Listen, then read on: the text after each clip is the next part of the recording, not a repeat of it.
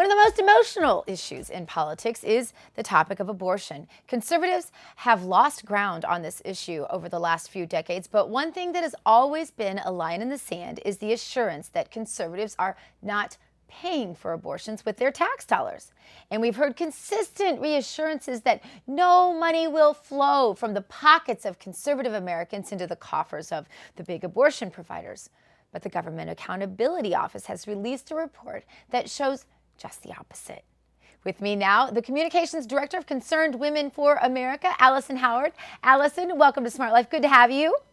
Thanks for having me, Dr. Gina. It's great to be with you. Good to have you. And Allison, I thought that we've been promised repeatedly that we would not be paying for abortions, that there was never any, it just seems like there was never any effort at all to keep that promise. And yet you and I both know that whenever we say that indeed taxpayers are paying for abortion, it kind of spells out for people that this isn't relegatable, if that's a word, to a social issue. This makes it a fiscal issue. So what's the truth?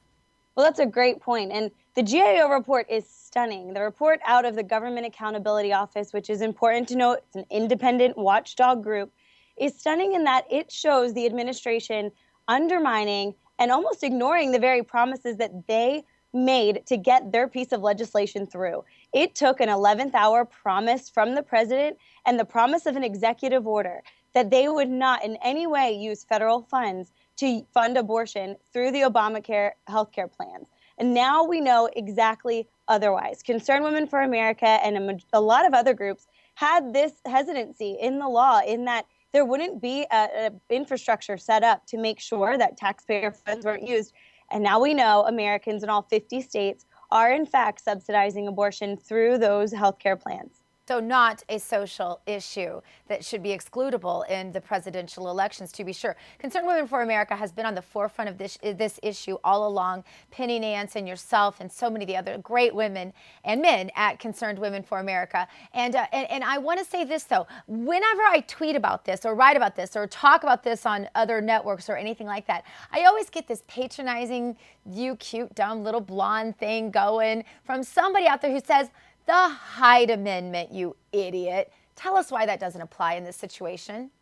Well, it doesn't apply in this situation because the president excluded this law from the Hyde Amendment. It doesn't work here. Now, the House did pass the No Taxpayer Funding for Abortion Act, which would make the Hyde Amendment apply. And here it sits in the Senate for Senator Harry Reid to ignore, along with a plethora of other bills that would benefit our country and benefit the American taxpayer.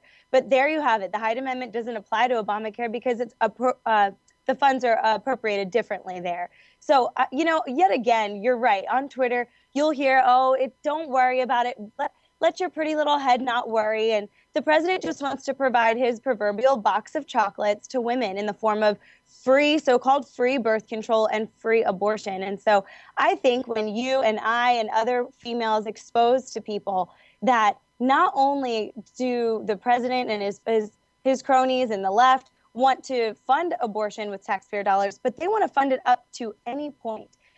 We know in states, in 5 states listed out in this GAO report, including New Jersey, my home state, taxpayer funds subsidize abortion through all stages of pregnancy. There's no exceptions there. And we know that, like you said earlier, conservatives join on in compromising, in saying that taxpayer funds shouldn't be used, and many are against late-term abortions. So that's why we've been fighting on 20-week bills and fetal pain bills and drawing attention to that very important issue. But yet again, this GAO report reveals a broken promise from the president and a halted common sense piece of legislation sitting in the Senate.